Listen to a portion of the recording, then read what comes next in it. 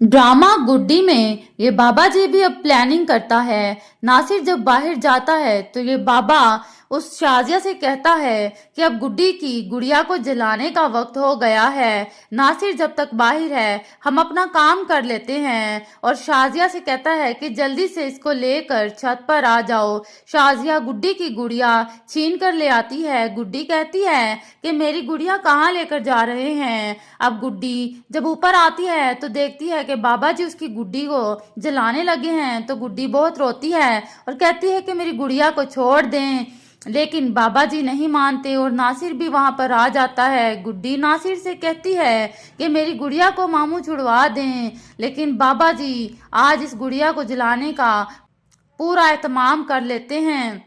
बाबा जी जब गुड़िया को आग में जलाने की कोशिश करते हैं तो साथ ही बाबा जी के हाथों पर कुछ हो जाता है और गुड्डी की गुड़िया बच जाती है, उसे तो कुछ भी नहीं होता। और बाबा जी शाजिया के सामने बहाना करते हैं कि कोई बात नहीं, मेरा इल्म अभी बाकी है जब तक इस गुड़िया के पास कोई ना जाए। और बाबा जी अब सोचते हैं कि इस गुड़िया को किसी आलिम फाजिल को दिखाना पड़ेगा। नासिर से कहते हैं मैंने तुम्हें कहा था ना कि इस गुड़िया के अंदर कुछ है। और वहां पर औरंगजेब परेशान हो जाता है ये सुनकर कि ये सब क्या है। इधर ये सब कुछ हो रहा है कि गुड्डी की गुड़िया में कुछ है और वहां पर रमीज को गुड्डी के बाप की रूह नजर आती है। आखिर ये हो क्या रहा है। रमीज तो बहुत ही ज्यादा डरा हुआ है। जब से उसे गुड्डी का बाप नजर आया है उसकी तो रूह कांप गई है और वो डर सा गया है और उसका मकसद पूरा होता हुआ नजर नहीं आ रहा।